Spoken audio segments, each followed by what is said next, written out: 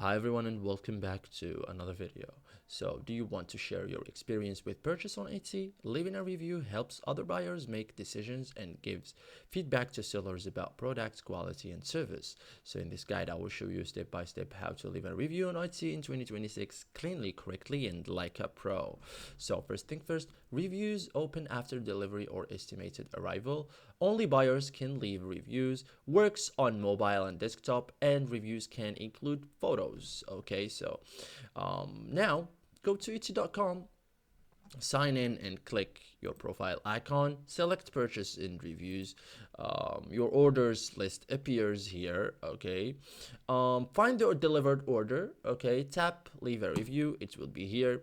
Okay, and review window opens. Okay, choose star rating, for example 1 star, 2 stars, 3 or 4 or 5 stars.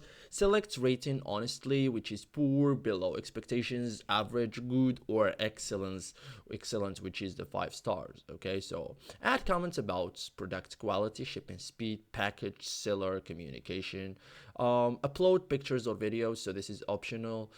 Helpful reviews assist other buyers. Okay, you can submit review, so tap post review. Okay, or review becomes public, so seller and buyers can see it, and that's it. Okay, so guest checkout buyers too, so guest orders cannot leave reviews directly. To review, create Etsy account using same email, link order when prompted, and leave review afterwards. Okay, so that's it guys, thank you for watching and see you in the next tutorial.